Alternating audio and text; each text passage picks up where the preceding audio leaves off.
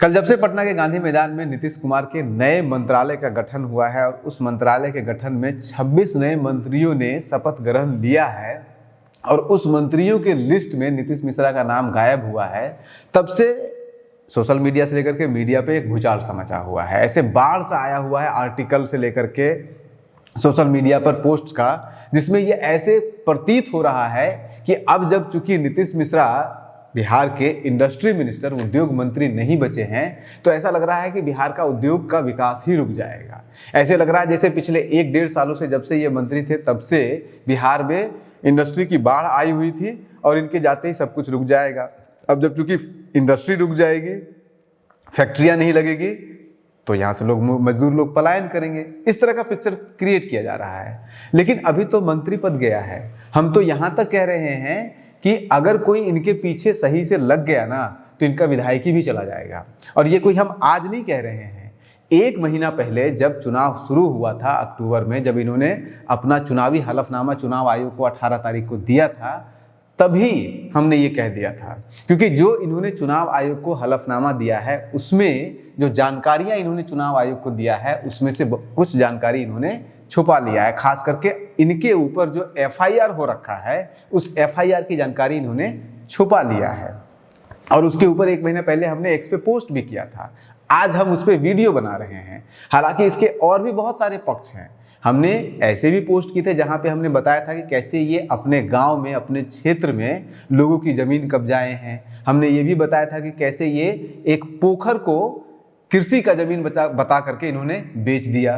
तो ऐसे बहुत सारे मुद्दे हैं जिनके ऊपर बात किया जा सकता है, लेकिन वो एक अलग वीडियो में हम आपको बताएंगे। इस वीडियो में सिर्फ इतना बताते हैं कि क्यों नीतीश मिश्रा का विधायकी जा सकता है। वो इसलिए जा सकता है क्योंकि जो इन्होंने एफिडेविट दिया है चुनाव आयोग को 2025 के चुनाव, विधानसभा चुनाव लड़ने में, उसमें इन्होंने कहा है कि इनके ऊपर एक भी FIR, किसी भी तरह का कोई भी आपराधिक मामला दर्ज नहीं है। जबकि सच्चाई क्या है? सच्चाई ये है कि इनके ऊपर एक आपराधिक मामला दर्ज भी है और उसको जो दर्ज किया गया है वो आपराधिक मामला, वो दर्ज हुआ है थाने के द्वारा नहीं, बल्कि थाने ने तो वो मामला दर्ज करने से इनकार कर दिया था मार्च में।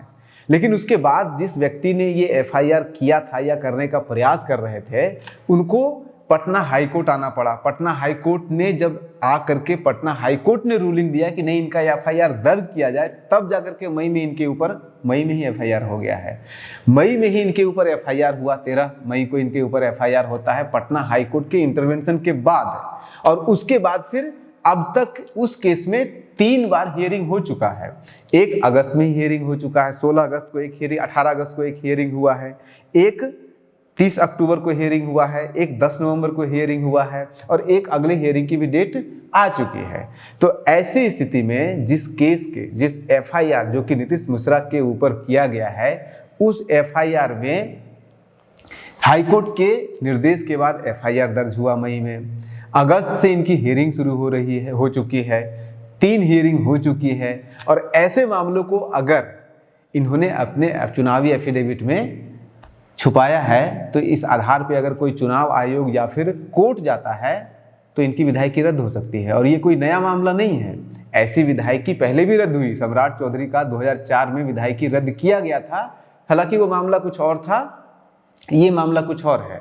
वहां पे भी सम्राट चौधरी ने अपना गलत उम्र, गलत नाम दिया था, इसलिए उनकी विधायकी रद्द किया गया था। यहाँ पे भी नीतीश मिश्रा ने अपने ऊपर जो FIR है वो नहीं बताया, उसको छुपा लिया है, इसलिए विधायकी इनकी रद्द होनी चाहिए, हो सकती है।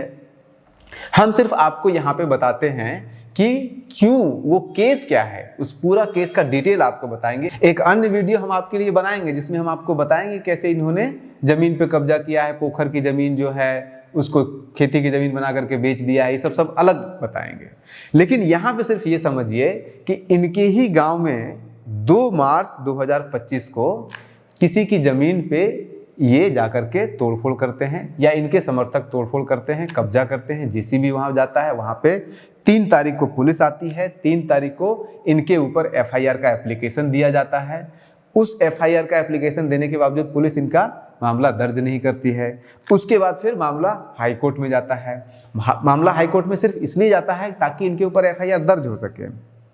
और 1 मई को इनका हियरिंग होता है हाई कोर्ट में। उसके बाद फिर 13-15 मई को फिर हियरिंग होता है, और 1 मई को जब कोर्ट ने, पटना हाई कोर्ट ने वहाँ के एसपी और वहाँ के एसएचओ को निर्देश दिया कि आप आकर के 12 तारीख को आप आकर के बताइए कि क्यों नहीं एफआईआर दर्ज हो रहा है, तब 13 तारीख को जाकर के वहाँ के एसएचओ ने इनके ऊपर एफआईआर दर्ज कर लिया। उसके बाद फिर लगभग 2:30 बजे के आसपास ये एफआईआर दर्ज होता है 12 मई को, और उसके बाद फिर 13 मई को, और उसके बाद फिर हियरिंग इनकी होती है एक 18 अगस्त 2025 को, फिर 30 अगस्त और ये सब सारा ऑनलाइन अवेलेबल है। ये मैं कोई गुप्त दस्तावेज आपको नहीं दे रहा हूँ, ये सारे दस्तावेज आपको कोर्ट के जाकर के प्रोसीडिंग जाकर आप देख सकते हैं। पूरा का पूरा एफआईआर का मामला क्या है वो भी वहाँ पड़ा हुआ है, और ये मामला बहुत पुराना है, इससे भी पहले पुराना है मामला। उस मामले में थोड़ा सा आपको हिंट ये दे देते हैं कि इनके ही गांव के किसी एक व्यक्ति के ऊपर इन्होंने, यानी कि नीतीश मिश्रा ने 2022 में केस किया था कि इनकी जमीन पे आकर, इनके घर में आके ताला तोड़ करके, यानी कि नीतीश मिश्रा जो कि उस समय मंत्री बनने वाले थे या बन चुके थे, उस समय इनके घर पे जाकर के कोई व्यक्ति तोड़फोड़ करता है, पुलिस के साथ मारपीट करता है, पुलिस का गिरबान पकड़ता है, उसके ऊपर एफआईआर दर्ज किया जाता है, और फिर उस व्यक्ति को जेल भी भेजा जाता है। व्यक्ति 1 साल भर से ऊपर जेल में भी रहता है, और उसके बाद फिर उस मामले में कोर्ट का फाइनल वर्डिक्ट आता है कि वो सारा मामला फॉल्स था। अभी वो व्यक्ति रिलीज हो चुके हैं, केस वो डिसमिस हो चुका है। तो उसके बाद फिर दोबारा जब उसी जमीन विवाद के ऊपर जब उस व्यक्ति ने आकर के वहाँ पे अपना उस ज़मीन पे कुछ काम करने का प्रयास किया, तो फिर से उस पर विवाद हुआ, और जब विवाद हुआ तो फिर जब उस व्यक्ति ने नीतीश मिश्रा के ऊपर केस किया, तो पहले उसको केस को होने नहीं दिया गया, एफआईआर दर्ज नहीं होने दिया गया, क्योंकि वो मंत्री हैं, मंत्री बन चुके हैं। और उसके बाद फिर जब दर्ज नहीं हुआ तो व्यक्ति पटना हाईकोर्ट जाता है, पटना हाईकोर्ट से जाकर के वहाँ पे पटना हाईकोर्ट का ऑर्डर लेता है कि नहीं, इनका एफआईआर दर्ज होना चाहिए, और फिर उसकी हियरिंग होती है। अब आप बताइए, जब हियरिंग 18 अगस्त को ही शुरू हो चुका है, कॉग्निजेंस कोर्ट ले चुका है, और उसके पहले कॉग्निजेंस कोर्ट मई में ही ले चुका है एफआईआर दर्ज कराने के लिए, उसके बाद उस केस का हियरिंग 18 अगस्त को स्टार्ट हो चुका है, तो फिर ऐसे मामले को नीतीश मिश्रा कैसे छुपा सकते हैं? अब कहने वाले जो लोग हैं वो तो ये भी कहने वाले नैरेटिव चला रहे हैं कि नीतीश मिश्रा का जो है वो मिनिस्ट्री इसलिए भी छीन गया है क्योंकि उन्हीं के क्षेत्र के, उन्हीं के विधानसभा क्षेत्र से, उन्हीं झंझारपुर के विधानसभा क्षेत्र से एक और बड़े नेता जेडीयू के आते हैं, संजय झा, जो कि अभी वर्किंग प्रेसिडेंट हैं जेडीयू के। वो अपना द्वेष निकाल रहे हैं नीतीश मिश्रा के साथ, इसलिए उनका मिनिस्ट्री छीना गया है। राजनीति में ये एक बहुत ही ऑब्वियस सी बात है, एक ही क्षेत्र के 2 नेता रहेंगे तो जो मजबूत होगा वो कमजोर को दबाएगा ही। जब संजय झा 2015 के चुनाव के दौरान या चुनाव के बाद जब जेडीयू में कंप्लीटली साइडलाइन हो गए थे, और उस समय पे नीतीश मिश्रा 14 का चुनाव में बम्पर जीत, बीजेपी बहुत बड़ी पार्टी इमर्ज कर गई थी, बहुत ताकतवर हो गए थे, उसमें भी संजय झा बेचारे हो गए थे। तो 15 से 17 संजय झा बेचारे थे, अब नीतीश मिश्रा बेचारे हो रहे हैं। अब नीतीश मिश्रा के समर्थक जो है आरोप लगा रहे हैं संजय झा के समर्थक के ऊपर कि ये सारा खेल जो है संजय झा करवा रहे हैं, ऐसा कहा जा रहा है दबी जुबान में। तो ऐसे तो संजय झा के भी समर्थक कह सकते थे 2015-17 में कि ये सारा काम जो है वो कौन करवा रहा है, तो ये सारा का सारा काम नीतीश मिश्रा के समर्थक करवा रहे हैं। तो इस तरह के आरोपों प्रत्यारोपों में हम नहीं पड़ेंगे, लेकिन ये बात जरूर है कि अभी जब ये कहा जा रहा है कि नीतीश मिश्रा इंडस्ट्री मिनिस्टर थे तो बहुत काम हो रहा था, हालांकि हमें पता नहीं किसने फैक्ट्री बना, क्या कुछ हुआ इनके कार्यकाल के दौरान, लेकिन नीतीश मिश्रा तो इसके पहले भी मिनिस्टर थे। 2005 से लेकर के 2008 तक शुगर इंडस्ट्री मिनिस्टर ये हुआ करते थे। 2010 से लेकर के 2015 तक ये रूरल डेवलपमेंट मिनिस्टर था। वही बता दें कि रूरल डेवलपमेंट मिनिस्टर जब ये 5 साल थे तो ऐसा क्या इन्होंने कर दिया इनोवेटिव, विदेश से पढ़ के आए, कहाँ से पढ़ के आए, ये नैरेटिव दिया जा रहा है कि पढ़े लिखे हैं, विदेश से पढ़ के आए हैं, तो क्या कर दिया विदेश से पढ़ करके आए थे तो। और विदेश से पढ़ना भी 2 तरीके का पढ़ना होता है। एक होता है जब आप बड़े घर के बेटे हो तो डोनेशन पे जाकर के विदेश से पढ़ाई करते हैं, ढेर सारा पैसा आप दे देते हैं, आपको सीट बेच दिया जाता है, जिस तरह से प्राइवेट यूनिवर्सिटी यहाँ पे होता है। और एक पढ़ाई वो भी होता है जहाँ पे टैलेंटेड लोगों को इंडिया से ले जाया जाता है, उनको स्कॉलरशिप दिया जाता है, खाने का खर्चा, कपड़े का खर्चा, सारा खर्चा दिया जाता है, और तब उनको एडमिशन दिया जाता है। उसमें इतने पैसे दे दिए जाते हैं कि उस स्टूडेंट को पैसे बच भी जाते हैं। नीतीश मिश्रा कोई डोनेशन पे नहीं, उस पे नहीं गए थे, स्कॉलरशिप पे नहीं गए थे विदेश पढ़ाई करने के लिए नीतीश मिश्रा, चूंकि इनके पास पैसा बहुत है, पिता का बड़ा नाम है, मुख्यमंत्री रह चुके हैं, तो इनको मिल गया था डोनेशन पे एडमिशन। और डोनेशन पे एडमिशन मिल करके मान लिया आपने खूब पढ़ भी लिया, 1 मिनट के लिए मान भी लेते हैं, बहुत टैलेंटेड हैं आप, तो आपने किया क्या, डिलीवर क्या दिया? 5 साल आप रूरल मिनिस्ट्री पे रहे।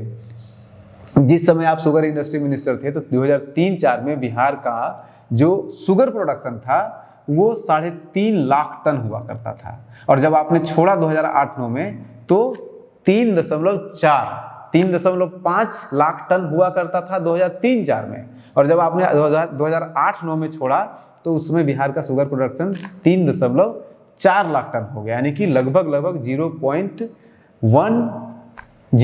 टन का कमी हो गया था आपके रहते हुए। तो जवाब तो देना पड़ेगा। अगर आप पहले कुछ नहीं किए तो ये जो नैरेटिव बनाने का प्रयास किया जा रहा है कि आप इस बार बहुत कुछ कर लेते, तो क्या कर लेते, वही ब्लूप्रिंट दे दीजिए।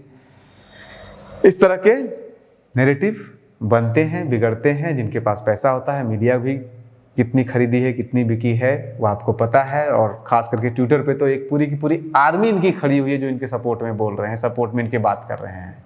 लेकिन तथ्य होता है, और जो अफवाह होता है, या अफवाह ना कहें तो प्रोपेगेंडा होता है, और हम उसी प्रोपेगेंडा को यहाँ पे समझने के लिए और आप तक पहुँचाने के लिए आज बैठे हुए हैं। आप बने रहिए न्यूज़ हंटर के साथ। नमस्कार।